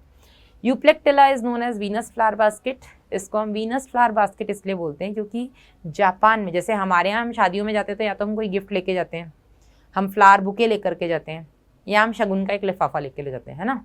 जो भी हम देते हैं उसको हम शगुन बोलते हैं कि हम ये शगुन के रूप पे आपको दे रहे हैं। जापान में बेटा अगर किसी की शादी में कोई जाता है तो नो डाउट, ऐसा नहीं उनके पास गिफ्ट ऑप्शंस नहीं है, उनके पास भी भरपूर गिफ्ट ऑप्शंस हैं, लेकिन एक यूप्लेक्टिला जो स्पंज है इसको बेटा वो लोग शादियों में एज अ गिफ्ट देना पसंद करते हैं। इसको बहुत अच्छा शगुन माना जाता है वहाँ पे, ठीक है, एक लक माना जाता है, एक बेस्ट विशेस का एक सिंबल माना जाता है। ऐसा क्यों? क्योंकि शादियों का बेटा जो जनरल मतलब होता है वो ये ना कि अब ये शादी हमारी जो मतलब हमारा जो रिश्ता है वो 7 जन्मों तक बंध गया है। अब वो 7 जन्म बंधे ना बंधे, कम से कम इस जन्म तो बंधा ही रहे, है ना। तो वो इस जन्म बेटा जो बंधा रहे तो उसके लिए तो घर के सब बड़े आशीर्वाद देते हैं, भैया सदा सुहागन रहो, तुम्हारी जोड़ी ऐसी बनी रहे, ऐसा ऐसा जो भी आशीर्वाद दिए जाते हैं। ऐसे बेटा यूप्लेक्टिला एक ऐसा स्पंज है, स्पंज है तो इसमें छेद तो बहुत सारे हैं, सीधी बात है, पॉरीफेरा है, छेदी सिंह है ये, तो इनमें बेटा बहुत सारे छेद हैं। तो इन छेद से बेटा एक इंसेक्ट कपल अंदर आ जाता है, ठीक है, मेल और फीमेल इंसेक्ट अंदर आ जाता है। अब कौन सा इंसेक्ट अंदर आता है ये बेटा आज का आपका होमवर्क है, ठीक है। मैं कौन से इंसेक्ट की बात कर रही हूँ जिसमें मेल और फीमेल इसकी बॉडी के अंदर, मतलब इसके पोर्स से अंदर एंटर हो जाते हैं। अब जैसे जब तक लड़की के लिए शादी नहीं होती लड़की की, तब तक उसके घर वाले दुनिया भर के लड़के देखते हैं ना, एक देखा नहीं पसंद आया, दूसरा देखा नहीं पसंद आया, ऐसे दुनिया भर के लड़के देखते हैं। इसी तरीके से लड़के की भी जब तक शादी नहीं होती है, उसके घर वाले भी दुनिया भर की लड़कियां देखते हैं। शादी से पहले उन्होंने चाहे कितनी भी लड़कियां देखी हों, कितने भी लड़के देखे हों, लेकिन एक बार शादी के बंधन में बंध जाए तो आइडियली यही होता है ना, लड़की किसी और लड़के को नहीं देखेगी नहीं, मतलब किसी और के साथ वो रिश्ता नहीं बनाएगी, लड़का किसी और लड़की के साथ कोई नया रिश्ता नहीं बनाएगा, because they both are in a relationship now, है ना। और अब उनको आइडियली जो शादी का मतलब होता है कि अब तो बस मौत ही हमें अलग कर सकती है, वरना अब तो हम इस बंधन में बंध गए हैं, है ना। ठीक है, तो यूप्लेक्टेला में भी बेटा यही होता है। आपको मुझे ये बताना है कौन सा इंसेक्ट कपल होता है। मेल और फीमेल इंसेक्ट बेटा इसके ऑस्टिया से अंदर तो एंटर हो जाते हैं, लेकिन वो बाहर नहीं निकल पाते। अंदर एंटर, जब तक बाहर थे वो उनकी किसी से भी दोस्ती रही हो, लेकिन अंदर आने के बाद अब वो मेल फीमेल साथ में रहते हैं। उनकी बच्चे, उनकी जो भी संतानें होती हैं, औलादें होती हैं, वो औलादें बेटा बाहर निकल जाती हैं क्योंकि उनका साइज छोटा होता है। बट ये इंसेक्ट्स उनकी बॉडी से बाहर नहीं निकल पाते, और क्योंकि बेटा ये बाहर नहीं निकल पाते तो मरते दम तक ये यूप्लेक्टेला के अंदर ही रहते हैं। ठीक है, तो अब केवल मौत ही इन दोनों को अलग कर सकती है, जब तक मरेंगे नहीं दोनों एक साथ रहेंगे। तो इसलिए हम बेटा इसको बोलते हैं वीनस फ्लावर बास्केट। शादियों में इसको हम एक बुके की तरह गिफ्ट करते हैं। ठीक है, नेक्स्ट इज आपका हाइलोनीमा ग्लासरोप स्पंज। ये कुछ एडिशनल एग्जाम्पल्स हैं बेटा जहाँ से आपको क्वेश्चन देखने को मिल सकता है, इसलिए मैंने यहाँ पे मेंशन किए। और कुछ ऐसे एडिशनल पॉइंट्स जो कि मैंने आपको बताया, ये सब एसिमेट्री शो करते हैं, लेकिन ल्यूकोसोलिनिया बेटा एक ऐसा स्पंज है जो कि रेडियल सिमेट्री शो करता है। ठीक है, बाकी सारे एसिमेट्रिकल हैं। ये सबसे छोटा स्पंज है बेटा। आर्कियोसाइट्स मैंने आपको पहले ही बता दिया, इनके अंदर टोटीपोटेंट सेल्स होते हैं। मैंने कहा इनमें लार्वा स्टेज प्रेजेंट होती है ना, इनमें लार्वा स्टेज प्रेजेंट होती है। अब वैसे तो बेटा यहाँ से आपके नीट में क्वेश्चन नहीं आता, लेकिन हाँ, राजस्थान पीवीटी एक एग्जाम होता था, आरपीवीटी, राजस्थान प्री वेटनरी टेस्ट। बहुत लोग वेटनरी डॉक्टर की भी तैयारी करते हैं, तो जो एडिशनल एग्जाम्स बेटा आप तैयारी कर रहे हैं ना, नीट के अलावा अगर कोई एग्जाम है तो उनमें बेटा यहाँ से क्वेश्चन आपके आ सकते हैं। CUET वगैरह में भी आ सकता है, वैसे तो नहीं आना चाहिए लेकिन फिर भी आ सकता है। ठीक है, तो आरपीबीटी में बेटा ये लार्वा से क्वेश्चन आया, ऑल्दो वो क्वेश्चन आपके सिलेंट्रेटा फाइलम से था, लेकिन मैंने यहाँ पे कुछ लिख दिया इंपॉर्टेंट लार्वास। एम्फीब्लास्टुला बेटा स्काइफा जो आपकी साइकॉन स्पंज है बेटा, उसके लार्वा का नाम एम्फीब्लास्टुला है। ल्यूकोसलिनिया के नाम का लार्वा का नाम पैरेनकाइमिला है।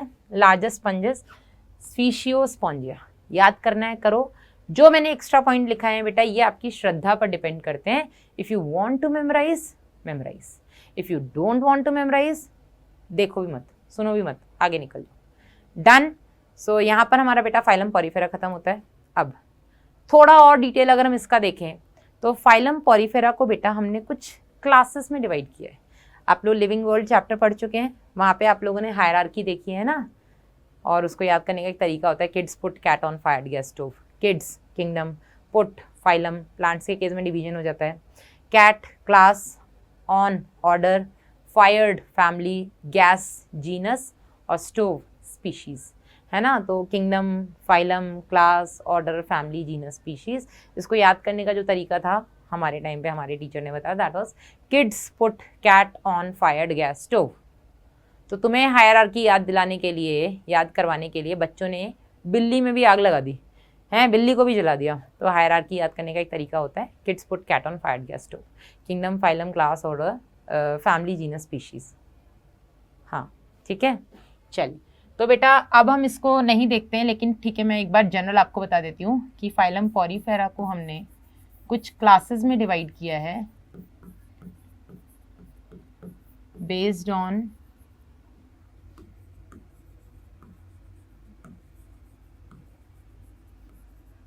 स्केलेटन।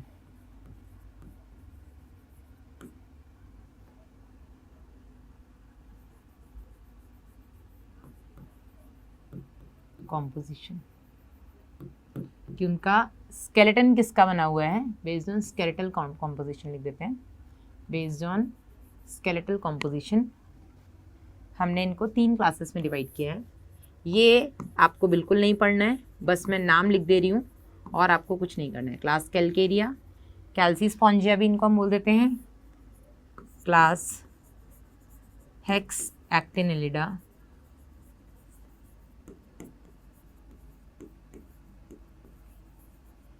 एंड डेमोस्पॉन्जिया।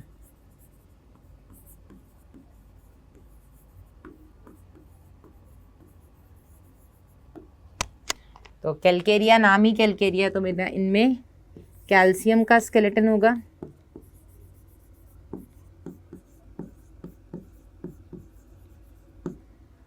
हेक्सेक्टिनिलिडा है तो इसमें सिलिशियस स्केलेटन होता है, सिलिका फाइबर्स का बना होता है। और डेमोस्पॉन्जिया में बेटा सिलिशियस एंड स्पॉन्जिन फाइबर्स दोनों का होता है।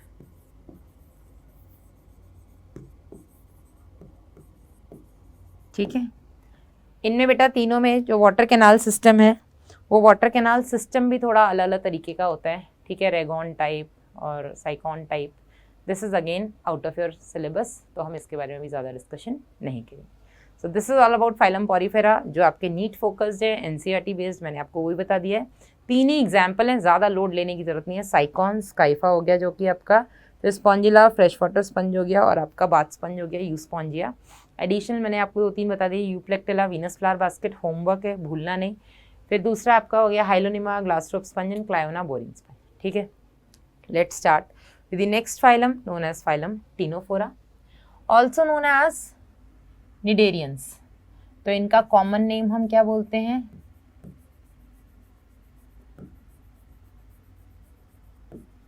इनको हम निडेरियंस बोलते हैं, and there is a reason behind it. इनके अंदर एक स्पेशल सेल्स प्रेजेंट होते हैं नोन एज नीडोब्लास्ट सेल्स। ठीक है, तो इनको हम निडेरियंस क्यों बोलते हैं? Due to the presence of cnidoblast cells. C silent है इसमें। ठीक है, ये नीडोब्लास्ट सेल्स बेटा बहुत ही इंपॉर्टेंट है, आपके एनसीईआरटी में इसका चित्र भी दिया हुआ है। ठीक है, ये आपके निमेटोसाइट्स बोल लो, नीडोब्लास्ट सेल्स बोल लो, दिस इज वेरी इंपॉर्टेंट है ना। यहाँ से आपका ये दिया हुआ है, इसके अंदर भी मेंशन किया हुआ है। नीडोसाइट्स इनको आप बोल दो, निमेटोब्लास्ट, नीडोब्लास्ट बोल दो। ठीक है, इनको हम नीडोसाइट्स या नीडोब्लास्ट बोलते हैं।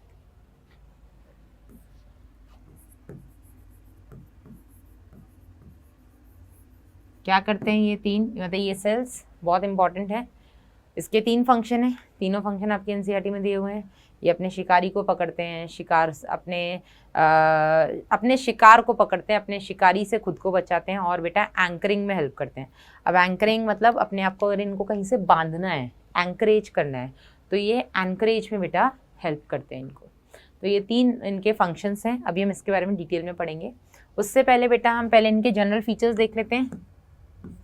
जनरल फीचर्स क्या क्या हैं इनके, जो हमने बेसिस ऑफ क्लासिफिकेशन में देखे हैं।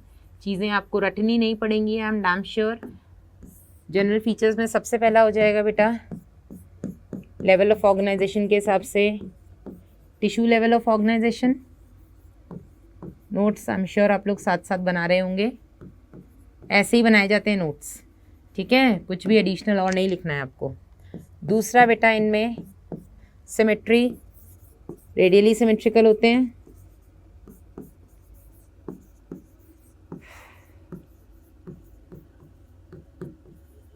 नंबर ऑफ जर्म लेयर्स के हिसाब से बेटा ये भी डिप्लोब्लास्टिक होते हैं।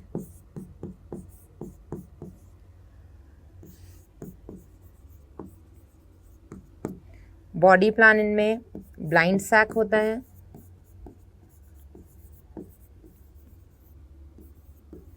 बॉडी कैविटी बेटा इनमें होगी नहीं।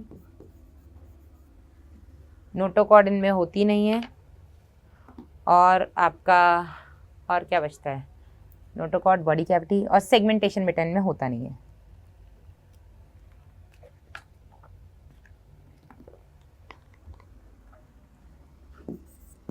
आगे बात कर लें इनके हैबिटेट की।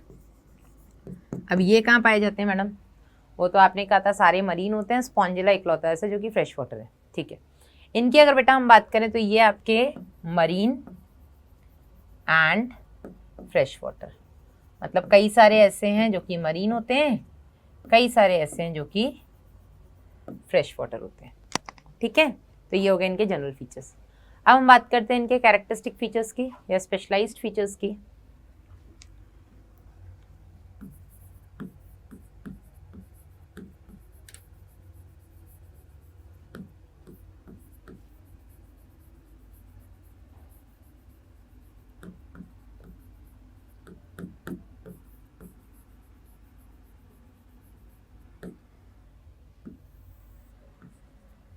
तो सबसे पहला तो बेटा इनमें मैंने कहा निडेरियन इनका नाम है, इनमें नीडोब्लास्ट सेल्स होते हैं। पहले हम नीडोब्लास्ट सेल्स की बात कर लेते हैं, ठीक है। ये डायग्राम आपकी बुक में दिया हुआ है, इसी को बेटा हम बनाते हैं यहाँ पे। अब एनसीईआरटी के डायग्राम मुझे ऐसा लगता है मेरे बच्चों को जल्दी समझ में आते नहीं है, वो फिर वो कॉपी करते रहेंगे एग्जैक्टली। तो मेरा ये मानना है कि एक बार मैं चित्र बना दूँ तो बच्चों को क्लियर समझ में आ जाता है ना, ठीक है। तो ये बेटा इनमें कुछ इस तरीके का सेल होता है।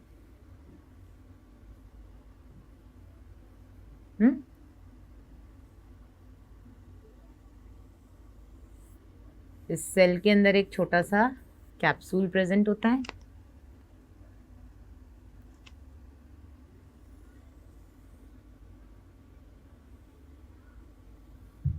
ठीक है। थोड़ा सुंदर नहीं बना, सुंदर भी बनाना जरूरी है ना। This is the capsule. यहाँ पर इसमें एक न्यूक्लियस प्रेजेंट होता है, इसके अंदर एक बट होता है, but. This is the but. इसके बट के टिप पर एक धागा लिपटा हुआ होता है ऐसे, ठीक है, इस तरीके से। इस कैप्सूल के अंदर बेटा एक टॉक्सिक मटेरियल प्रेजेंट होता है जिसको हम बोलते हैं हिप्नोटॉक्सिन। क्या बोलते हैं इसको हम? हिप्नोटॉक्सिन। एक पॉइजनस सब्सटेंस है। This is an inactive cell. ये एक इनएक्टिव सेल है, अभी ये कुछ काम नहीं कर रहा है, अभी बस ये प्रेजेंट है, ठीक है। जैसे ही इसको अपना दुश्मन दिखेगा कि ये मेरा शिकार करने आ रहा है, तब ये एक्टिवेट हो जाएगा। या जैसे ही इसे लगेगा कि अरे मेरा शिकारी आसपास घूम रहा है, इसको क्यों ना मैं शिकार करूं मैं इसका, तो मतलब ये शिकारी भी है और किसी का ये शिकार भी है। तो अपने आप को अपने शिकारी से बचाने के लिए और अपने शिकार को पकड़ने के लिए, दोनों में बेटा ये हेल्प करता है। तो जैसे ही बेटा ये एक्टिव होता है, एक्टिव फॉर्म में ये कैसा हो जाता है, अगर एक्टिव सेल देख लेते हैं एक बार। तो एक्टिव सेल में ये हो गया सेल, ठीक है।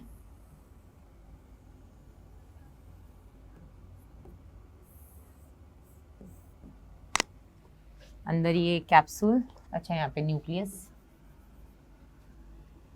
ये कैप्सूल, और वो जो बट अंदर था वो अब बाहर आ जाता है। किसी किसी में ना यहाँ पे ऐसे कुछ स्टिंग्स जैसे, मतलब ऐसे कुछ कांटे भी बने होते हैं, और ये इससे जो थ्रेड अटैच था, ये स्टिंग्स हैं, है ना, these are the poisonous stings. और इससे बेटा जो थ्रेड अटैच्ड होता है वो आकर के बाहर खुल जाता है, और ये जाकर के ऐसे पिंच कर देता है अपने शिकारी को या शिकार को, ठीक है। जो इसमें हिप्नोटॉक्सिन भरा था वो बाहर निकल आता है। हिप्नोटॉक्सिन नाम ही है, हिप्नोटाइज कर रहा है कुछ, है ना। तो इससे क्या करता है बेटा, ये अपने प्रे को पैरालाइज कर देता है। क्या कर देता है? उसको पैरालाइज कर देता है। फिर इसका शिकारी हो चाहे इसका शिकार हो, वो हिल ही नहीं पाता। बस अगर वो नहीं हिल पा रहा तो या तो ये निकल लेता है अपने, अगर कोई इसका शिकार करने के लिए आया है तो ये उससे बच के वहाँ से निकल लेता है, या फिर ये क्या करेगा, अगर इसका शिकार है वहाँ पे तो ये उसको हिप्नोटाइज करके उसको कैप्चर कर लेगा, ठीक है। ये समझ में आया बेटा? इन सेल्स के प्रेजेंट होने की वजह से हम इनको निडेरियंस या सिलिंट्रेट्स बोलते हैं, है ना। अब यहाँ पे बेटा इस सेल के क्या क्या फंक्शन है, मैं वो फंक्शन भी आपको यहीं लिख कर दे देती हूँ। ये सबसे पहला पॉइंट है, ठीक है। इनके फंक्शंस बेटा 3 हो गए। पहला कैप्चरिंग दी प्रे, डिफेंस, ये देखो एनसीईआरटी में। तीसरा एनकरेज, जो मैंने अभी आपको बताया, कहाँ दिया है, on tentacles and body, they are used for anchorage, बांधने में, defence and capture of prey. तो ये 3 बेटा इसके फंक्शंस हो गए। फॉर एंकरेज, अगर इनको खुद को कहीं फंसाना है, अभी ये मैं एक्सप्लेन करती हूँ। दूसरा कैप्चरिंग दी प्रे, अपने शिकार को पकड़ने में। और तीसरा डिफेंस, अपने शिकारी से बचने के लिए। ठीक है, तो कैप्चरिंग दी प्रे और डिफेंस तो आपको समझ में आ गया। एनकरेज क्या होता है कि ये कहीं पहुंच गए, अब इनको अपने आप को किसी चीज़ से बांधना है कि हम यहीं पे टिके रहें, तो ये क्या करते हैं, इसको बाहर निकालेंगे और जो भी आसपास इनको चीज़ दिख रही है सराउंडिंग में, उससे इसको होल्ड कर लेंगे, तो फिर ये मूव नहीं करते, ये उसी जगह पे स्टेगनेंट हो जाते हैं, है ना। एक और बहुत इंपॉर्टेंट चीज़ बेटा, एक बार ये इनएक्टिव सेल एक्टिवेट हो गया, वापस से ये इनएक्टिव नहीं होगा। मतलब ऐसा नहीं कि अभी एक्टिवेट हुआ आप इसको रीयूज कर सकते हैं, no, these are not reusable, है ना। एक बार ये सेल एक्टिव हो गया, उसके बाद ये बॉडी से शट ऑफ हो जाता है, फिर नया सेल बन जाता है। अब नया सेल कैसे बनेगा मैडम, तो यहाँ पे बेटा कुछ टोटीपोटेंट सेल्स होते हैं, और इनके टोटीपोटेंट सेल्स को हम इंटरस्टिशियल सेल्स बोलते हैं, जिसके बारे में अभी हम आगे पढ़ेंगे। ठीक है, तो एक पॉइंट बेटा अपना हो गया स्पेशलाइज कैरेक्टरिस्टिक्स में कि they have cnidoblast sales.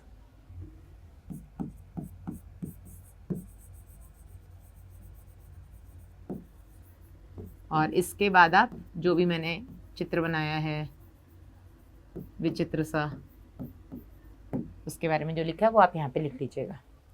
Second point बेटा इनमें जो स्पेशल है दैट इज, अच्छा, ये जो नीडोब्लास्ट सेल्स होते हैं ये प्रेजेंट होते हैं और लोकेटेड होते हैं on the tentacles and body. Base पर नहीं होते हैं ये, या तो उनकी बॉडी पर होंगे या उनके जो टेंटिकल्स निकले होते हैं हाइड्रा में, ये देखो ये टेंटिकल्स निकले हुए हैं ना, या तो इन टेंटिकल्स पे ये होते हैं या फिर ये बॉडी पे होते हैं, बेस के ऊपर नहीं होते हैं। ठीक है, चलिए नेक्स्ट पॉइंट, दे हैव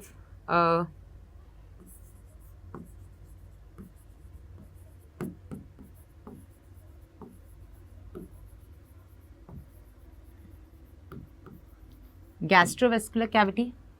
अब नाम में है गैस्ट्रो, नाम में है वेस्कुलर, तो फंक्शन इसका क्या होगा आप समझ सकते हैं। गैस्ट्रो है मतलब ये डाइजेशन में हेल्प कर रही है कैविटी, और वेस्कुलर है मतलब ये वेस्कुलराइज मतलब सर्कुलेशन में हेल्प कर रही है या ट्रांसपोर्टेशन में हेल्प कर रही है।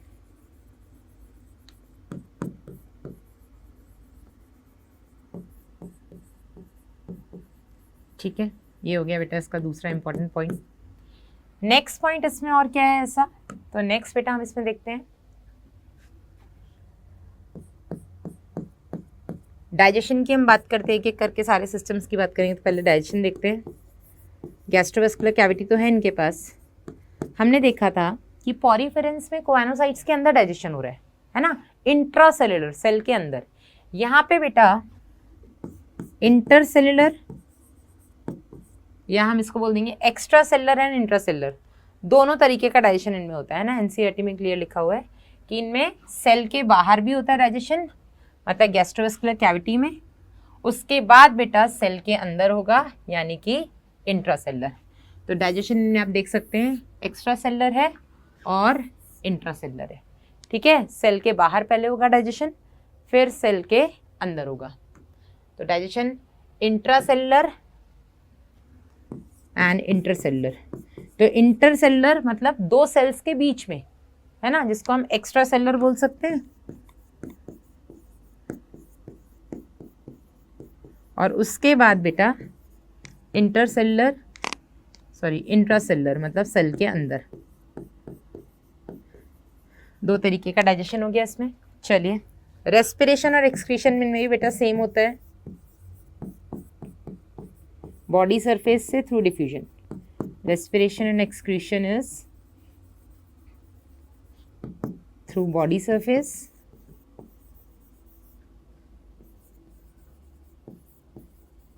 डिफ्यूजन से सिंपल। अंदर कार्बन डाइऑक्साइड ज़्यादा हो गया, बाहर निकाल दो, बाहर ऑक्सीजन ज़्यादा है, अंदर ले लो, तो डिफ्यूजन तो यही होता है बेटा। ठीक है, अब आ जाओ बेटा, हमने बात की थी इनमें नर्वस सिस्टम एक बहुत ही इंपॉर्टेंट पॉइंट है, this is not mentioned in your NCERT. अब बेटा इनमें टिश्यू लेवल ऑफ ऑर्गेनाइजेशन है, तो टिश्यू लेवल ऑफ ऑर्गेनाइजेशन है तो ये तो क्लियर है कि इनमें नर्वस सिस्टम तो नहीं होगा, क्योंकि सिस्टम मतलब हम talking about an organ system, कई सारे ऑर्गन्स मिलकर एक सिस्टम बनाया है ना, तो वो इनमें नहीं होता है। हाँ, लेकिन इनमें नर्व सेल्स यानी कि जो न्यूरॉन्स हैं, सबसे पहले अगर न्यूरॉन्स किसी फाइलम में देखने को मिले तो वो आपके फाइलम सिलेंट्रेटा में। फाइलम पॉरीफेरा में न्यूरॉन्स का नामो निशान भी नहीं था, तो यहाँ पे हम बोलेंगे nerve cells are first seen. ठीक है, सबसे पहले नर्व सेल्स अगर किसी फाइलम में देखने को मिले तो वो आपके सिलेंट्रेटा में, हाइड्रा में। ठीक है, चलिए आगे बढ़ते हैं बेटा। हमने देखा इनमें ब्लाइंड सैक बॉडी प्लान है, इनमें ब्लाइंड सैक बॉडी प्लान है। और ब्लाइंड सैक बॉडी प्लान का बेटा हमने मतलब देखा था कि मैडम इनमें सिंगल ओपनिंग होती है, उसी से ही इंजेक्शन भी करते हैं, उसी से ये इजेक्शन भी करते हैं, है ना, उसी से इनटेक, उसी से एक्सक्रीशन, सब कुछ उसी से कर रहे हैं। तो ये जो बेटा आपका ब्लाइंड सैक बॉडी प्लान है, तो इसमें कुछ ऐसा होता है, ये जैसे हाइड्रा है, ये ओपनिंग हो गई, इसके चारों तरफ बेटा ये इस तरीके से आपके टेंटिकल्स हो गए, और यहाँ पे बेटा ये इसकी बॉडी हो गई। ठीक है, तो ये जो बेटा ओपनिंग है इसको हम बोलते हैं हाइपोस्टोम। स्टोम का मतलब तो वैसे ही माउथ होता है ना, तो ये बेटा इसमें हाइपोस्टोम होता है which is surrounded by tentacles.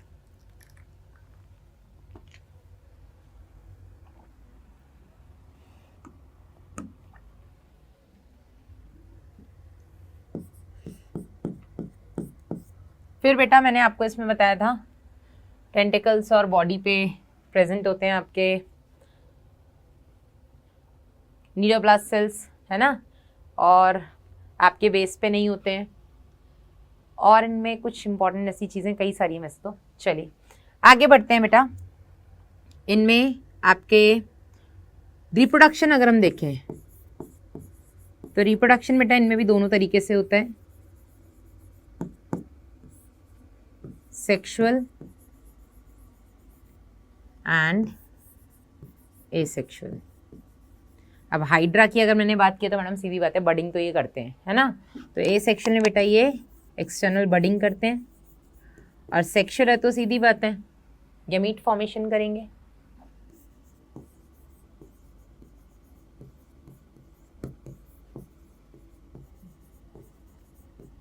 यहाँ पे बेटा एक बहुत ही इंपॉर्टेंट फीचर इनका होता है, आप इस डायग्राम में देख लीजिएगा, इसको हम बोलते हैं ऑल्टरनेशन ऑफ जनरेशन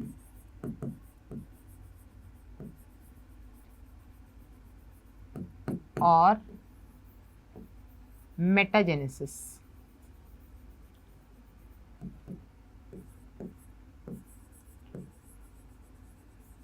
क्या होता है वो समझते हैं। इनकी बॉडी दो तरीके की दिखती है, कुछ ऐसे होते हैं जो अम्ब्रेला जैसे दिख रहे हैं, कुछ ऐसे हैं जो कि सिलिंड्रिकल हैं। ठीक है, जो अम्ब्रेला जैसे जैसे दिख रहे हैं, ऊपर आप देख सकते हैं, ये तो उसका रफ डायग्राम है। अम्ब्रेला बेटा जैसे जो दिखते हैं इनको हम बोलते हैं मेड्यूसा। क्या बोलते हैं इनको हम? मेड्यूसा। ठीक है, अम्ब्रेला जैसे दिख रहे हैं। और ये जो बेटा सिलिंड्रिकल बॉडी है इनको हम कहते हैं पॉलिप।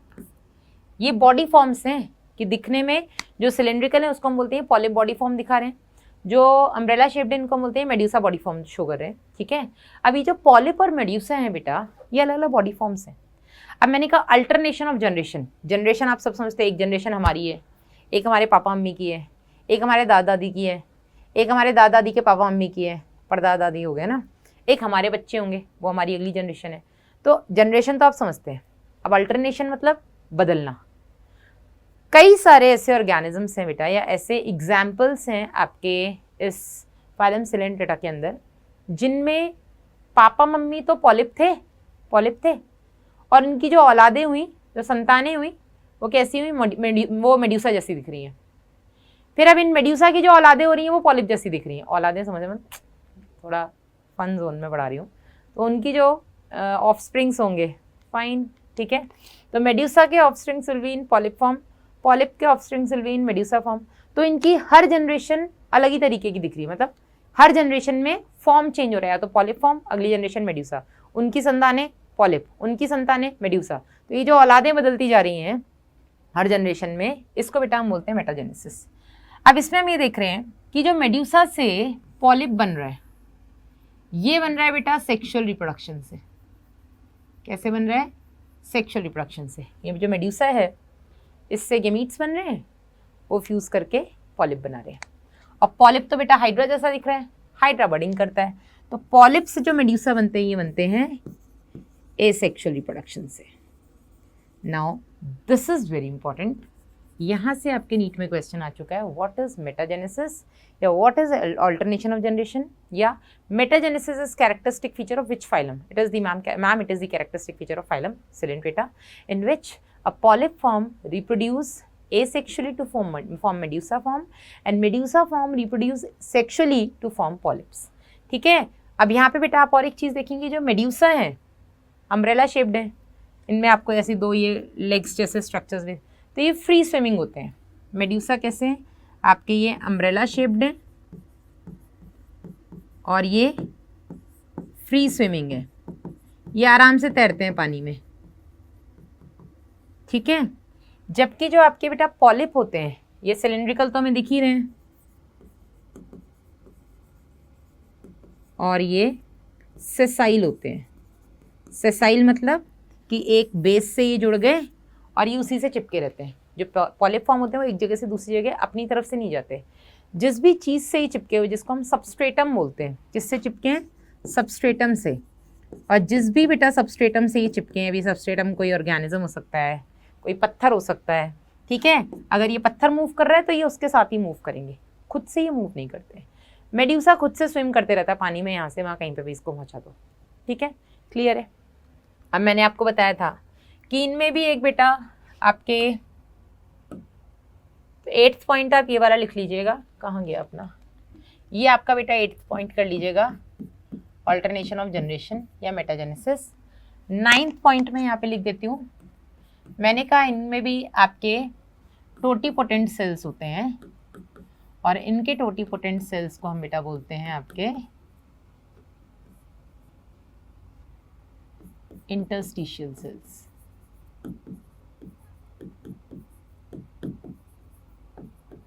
ठीक है, फिर 10th पॉइंट हम यहाँ देखेंगे कि इनमें भी लार्वा प्रेजेंट होते हैं, है ना, मतलब इनमें इनडायरेक्ट डेवलपमेंट होता है, और अगर इनडायरेक्ट डेवलपमेंट हो रहा है, लार्वा प्रेजेंट है, तो बेटा लार्वा का कुछ नाम भी होगा।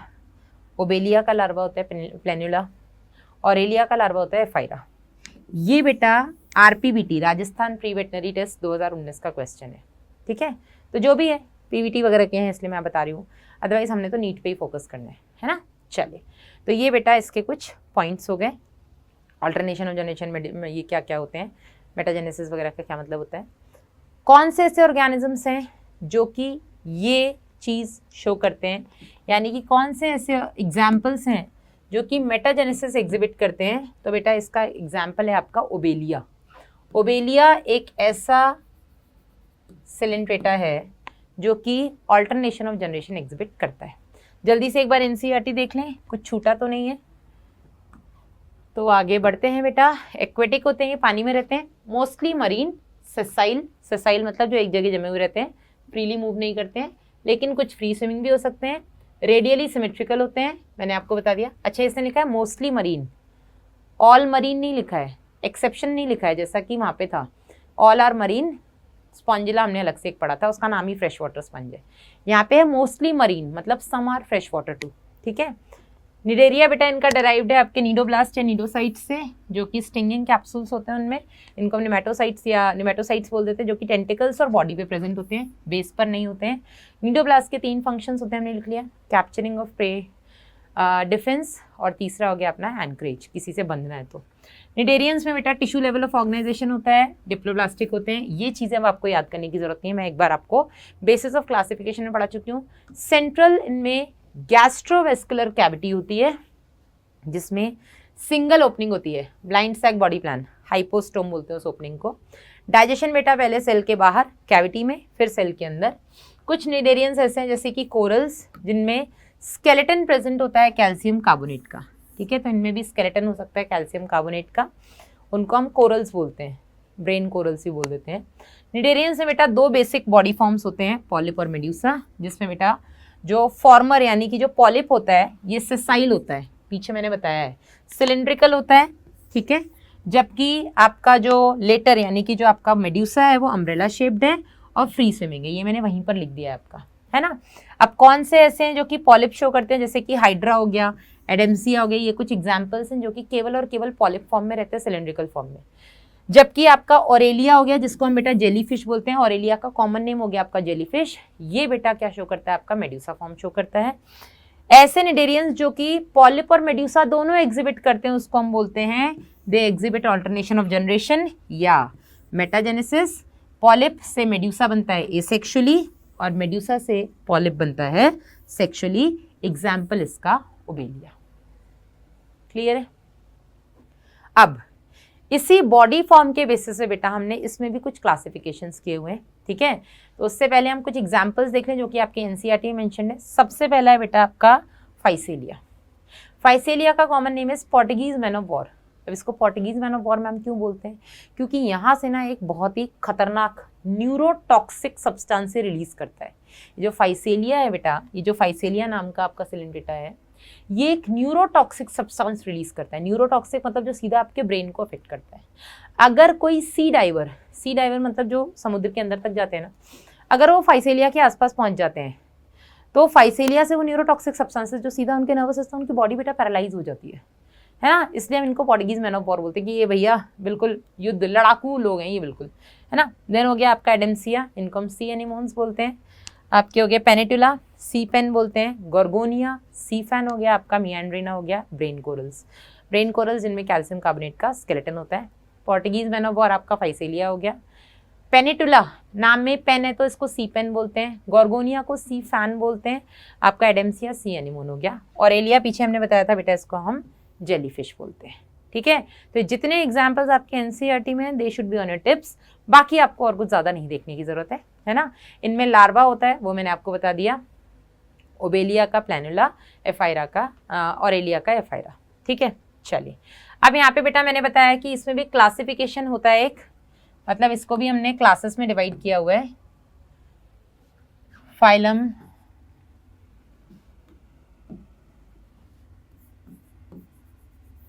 सिलेंट्रेटा को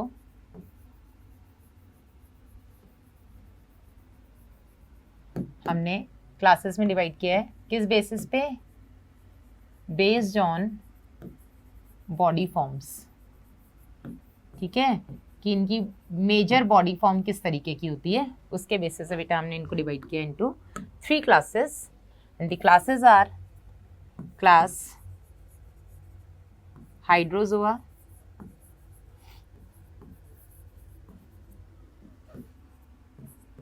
स्काइफोजोआ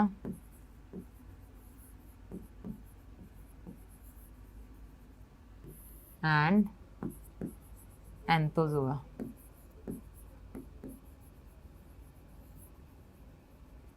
ठीक है।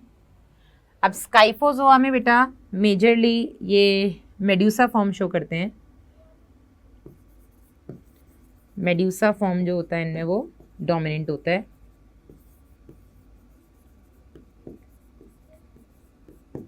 ठीक है। एंथोजोआ में बेटा पॉलिप फॉर्म डोमिनेंट होता है।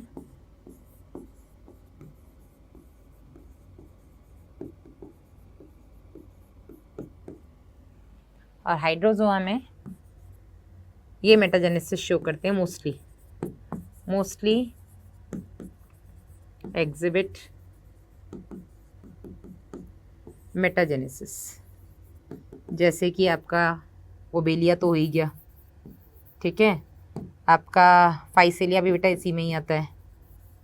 इसके अलावा हाइड्रा भी इसी में ही आता है, ऑल्दो हाइड्रा आपका पॉलिप फॉर्म शो करता है। ठीक है।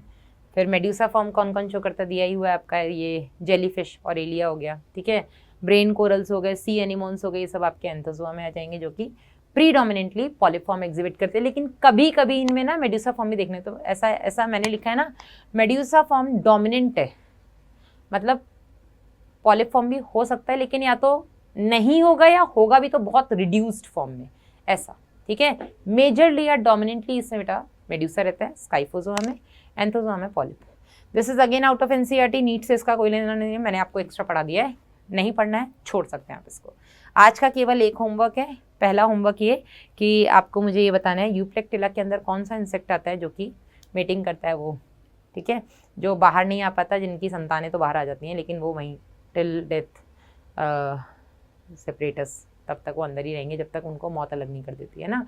दूसरा, आप प्लीज़ मुझे कमेंट करके भी बताइएगा कि अगर मैं थोड़ा बहुत एक्स्ट्रा पढ़ा रही हूँ, is it okay with you guys, और you want me to teach only NCERT और you want me to stuck with NCERT only, please do let me know in the comment section.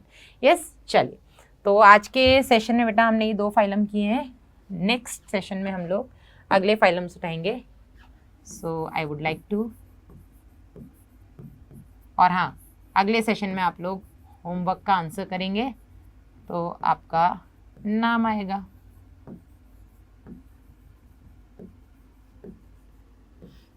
ये तो बनता है ना। Yes, thank you so very much. Notes please बेटा आप साथ साथ बनाते जाइएगा, जो जो मैं पढ़ा रही हूँ आप एग्जैक्टली वही भी लिखते जाएंगे, ठीक है। चलिए, अपना ध्यान रखिएगा, मिलेंगे नेक्स्ट लेक्चर में। Till then, bye bye.